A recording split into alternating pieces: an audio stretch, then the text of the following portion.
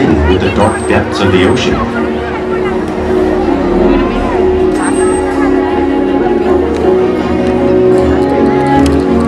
When viewed from below, the orca's white bellies match the brighter surface of the water, blending with the light above, giving them the perfect camouflage.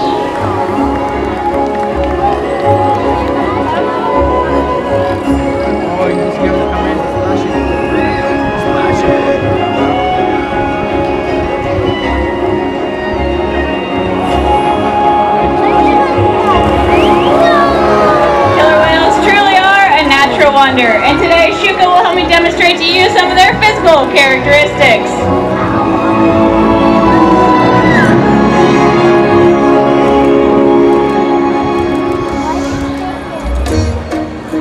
Their blowhole is perfectly designed for catching a quick breath of air at the surface of the water.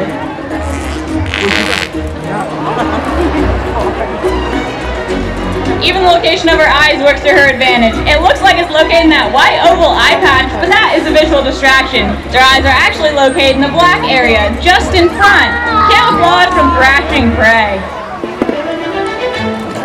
The fin on the whale's back is called a dorsal fin, and it helps stabilize orcas while they swim. It also helps regulate their body temperature. Since there is no bone or muscle structure in this fin at all, sometimes you may see it curve. The flippers on either side of their body are called pectoral flippers, and they're mainly used for steering and stopping. Pectoral flippers have 5 bony digits inside of them, just like the human hand.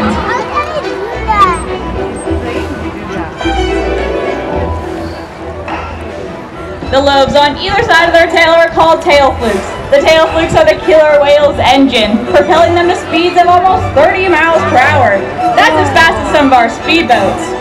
But they swim the fastest and use the most power when propelling their nearly 10,000-pound bodies all the way up and out of the water.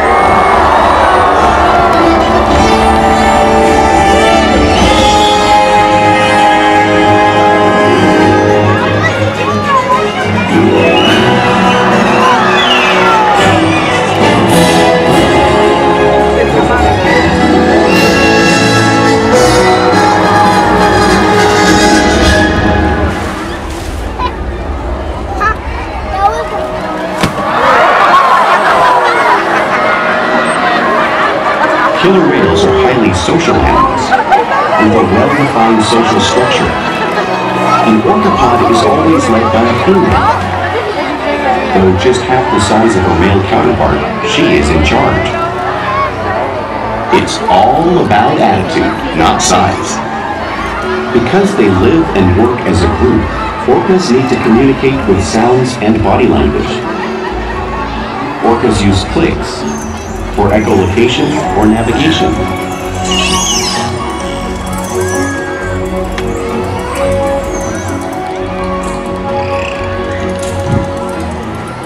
Whistles to socialize in the pod.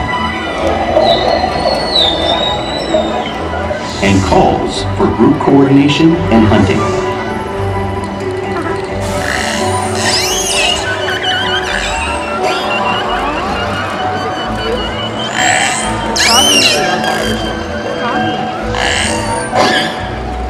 Vocal development studies here at SeaWorld show that early on, calves learn vocalization from their mothers. But as they grow, they learn from others close to them as well.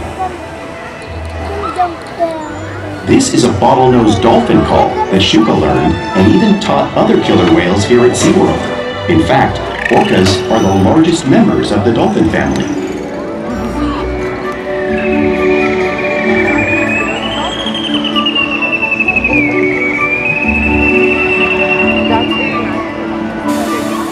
Whales here and in the wild use vocalization to communicate all the time.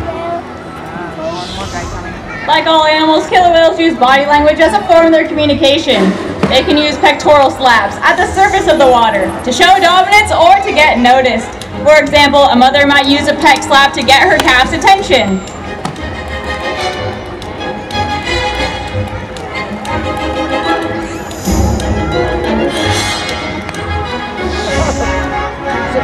But when they really want to be heard, they breach.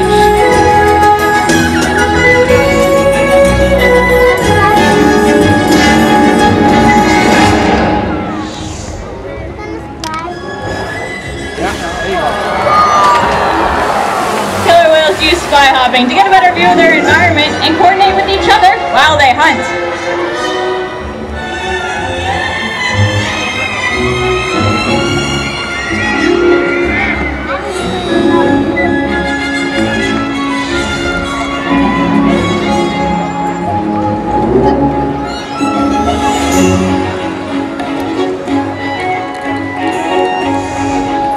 Flaps are another form of communication that killer whales can use in the wild and right here at SeaWorld.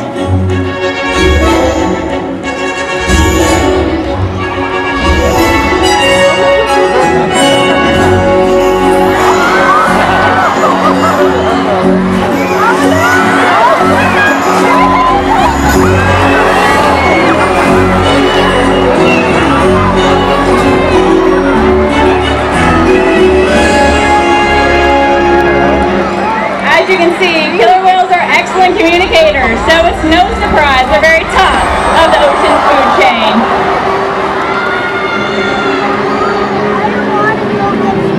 Killer whales work together to rear their young, protect their pod, and most importantly, pursue and catch their prey. Every day they cooperate to survive in the wild oceans of the world. The orca's hunting techniques are as varied as the whales themselves. Norwegian killer whales will circle herring, herding them together. The whales use sounds to coordinate with each other and to disorient the herring. With the fish confused and contained, the whales stun them with their powerful tail flukes, making for an easy meal.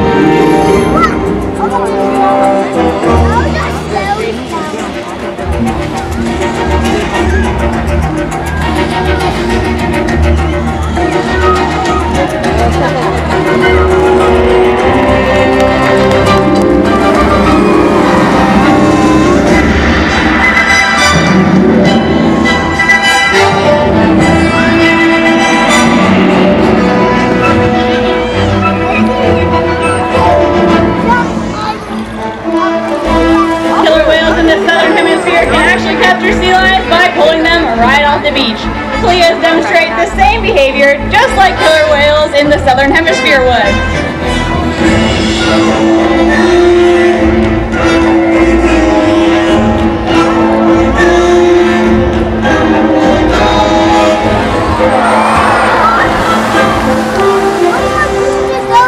Antarctic orcas will actually create waves that wash over floating ice, knocking unsuspecting seals right into the water.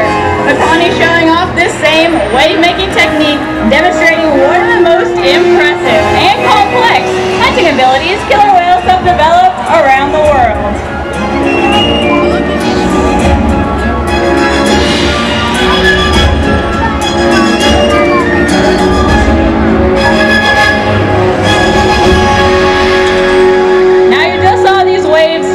In front of you, but you can't truly imagine the amount of water displaced until you experience it firsthand.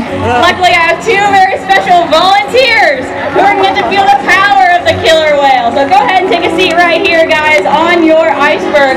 You guys are going to be our seals today. Hold on tight to that white handle so you don't get washed away. Who's ready to see him get wet? Oh, I think we can do better than that. Who's ready to see him get absolutely drenched? Here comes the orchid in 3, 2, and 1. Very nice, guys. That's 55 degrees saltwater. Let's get a big round of applause for our very brave and very wet volunteers. Not even wearing a poncho.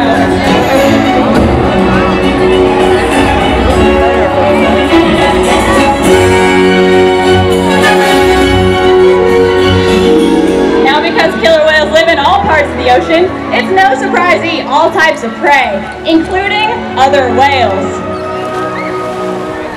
The blue whale on the screen behind me is the largest animal on Earth.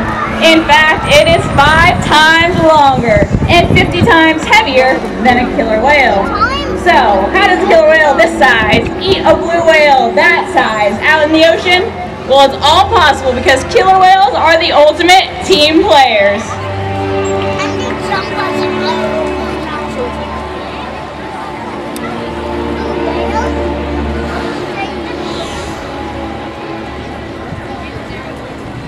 In this example, we see the larger male orcas surround a sperm whale, forming a perimeter, while the females continue to drive the whale forward until it reaches exhaustion.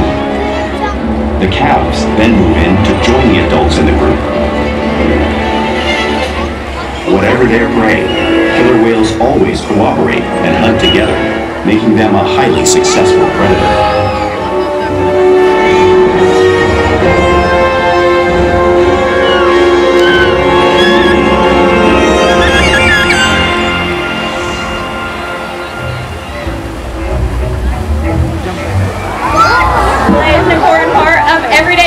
Killer whales.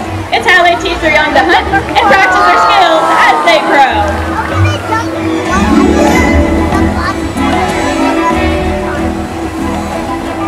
Killer whales are always showing off their playful side, both out in the wild and right here at SeaWorld.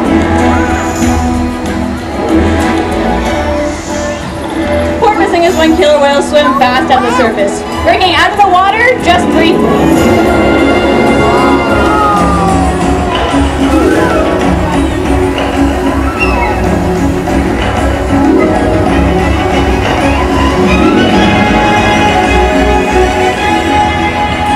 You can see them doing this when catching right in the wake of a boat or when surfing in an ocean wave.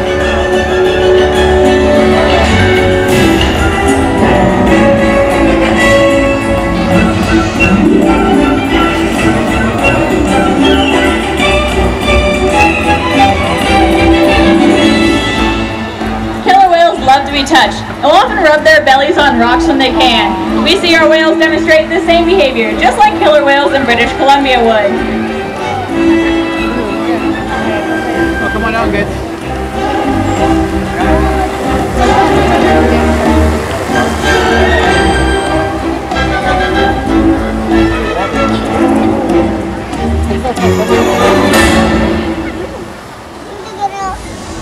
Killer whales in the wild will also imitate one another. We see it here at SeaWorld all the time. The whales always learning from and mimicking one another.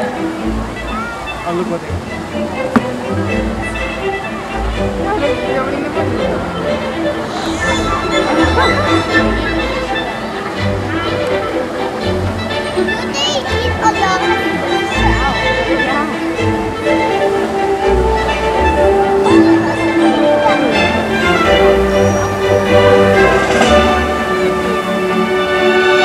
Now, playful behavior does have a purpose. For example, killer whales in the wild might use a tail whip in hunting to stun fish, but today, I think they're going to come stun all of you.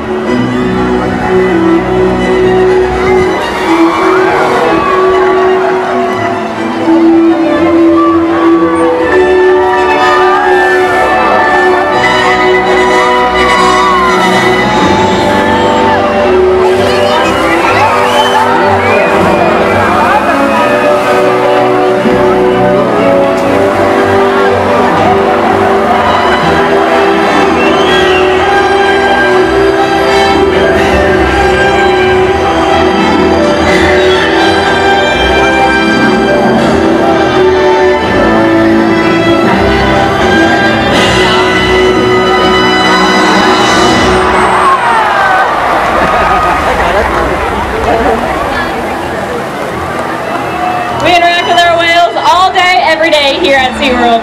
It helps us build trusted relationships, provide optimal health care, research, and quality of life. All our whales here take an active role in their own health and well-being. For example, they can roll over and present us their tail flukes. This is helpful in getting a voluntary blood sample from the vein that runs along the inside of their tail.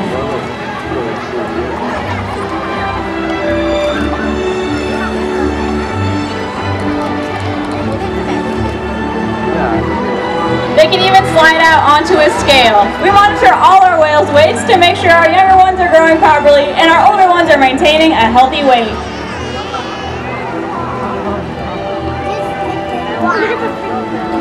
We can even get a breath sample from their blowhole, all because of the trust relationships we build here at SeaWorld day after day. Now, I want to introduce you to a very special whale of our pod. Get your cameras ready. Joining me right here is 34-year-old Orchid. Let's give her a big round of applause. Now, Orchid was the first killer whale ever born right here at SeaWorld San Diego, and her favorite thing in the world is eating giant snowballs and getting back rubs. She was one of the first whales I started working with, and it's such an honor to build a relationship with her day after day. This whale is so smart, she knows over 300 different behaviors, so one of her nicknames is the Rocket Scientist. We interact with our whales all day, every day, to challenge and stimulate their minds. Diet, exercise, and of course play all help keep our whales in great shape. The whales here at SeaWorld have helped killer whales in the wild by participating in many research studies.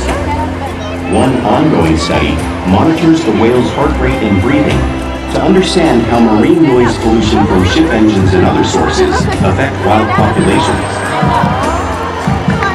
In another study, scientists from NOAA, the National Oceanic and Atmospheric Administration, took measurements of the killer whales living here, including pregnant whales. By comparing these measurements with drone footage of killer whales in the wild, scientists are able to monitor the wild population's nutritional and reproductive states. Other research has been done here at SeaWorld on the mother whale's milk composition. This research will help create an effective model to understand how toxins in the ocean impact wild killer whales and their milk supply. What we learn from the whales in our care every day is actively helping whales in the wild survive.